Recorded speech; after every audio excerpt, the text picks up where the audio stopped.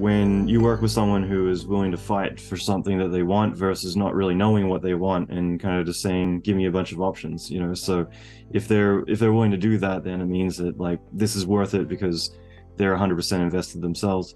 I guess like one question around that would be, you kind of mentioned before about initially meeting with him and wanting to do the film. Like, I'm always fascinated by the topic around picking your clients, because I think that early on everyone is shopping themselves around trying to say, will anyone pick us? But obviously you're going to get to a point where bandwidth and your attention to where it can be invested is more precious. So for you, what do you typically look for when you are looking at who you want to work with? Obviously you're not saying anybody, you're wanting to pick the ones that, you know, you want to get behind and their vision and spend the next 6 months, 12 months with them on executing that. I'm just going to say that for some reason, Vico's got a really good eye for people, which is an amazing quality. And I actually asked him when we started on that tech scout that he mentioned, that famous tech scout, I was like, Vico, who is this director? Like, do you think? And Vico said, I have a good feeling about him. Like, I think this guy is gonna do something great. I was like, okay.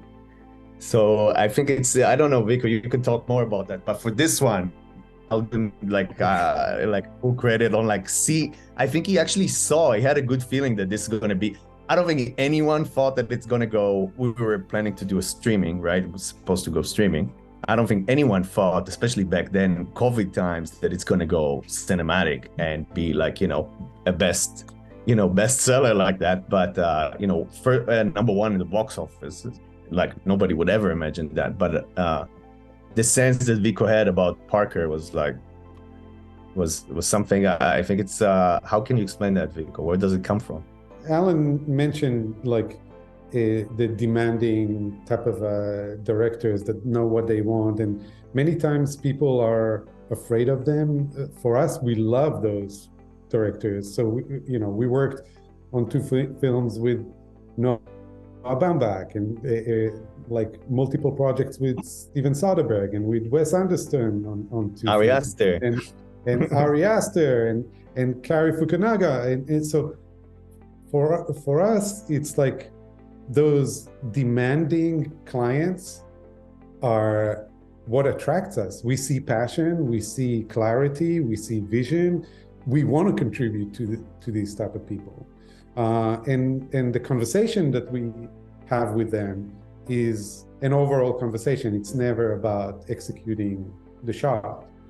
So I don't know, maybe that's why we develop those type of relationships, because it's like a creative production, technical, budget, schedule, all of those things are being taken in consideration on the highest level. So we can geek out on the psychological aspects of the film and bring something into the execution. And I believe that for those directors, it's important because they're not there to look at edges of a green screen. That's not the conversation, right? The conversation is like, what are we trying to achieve and how can we take it even further?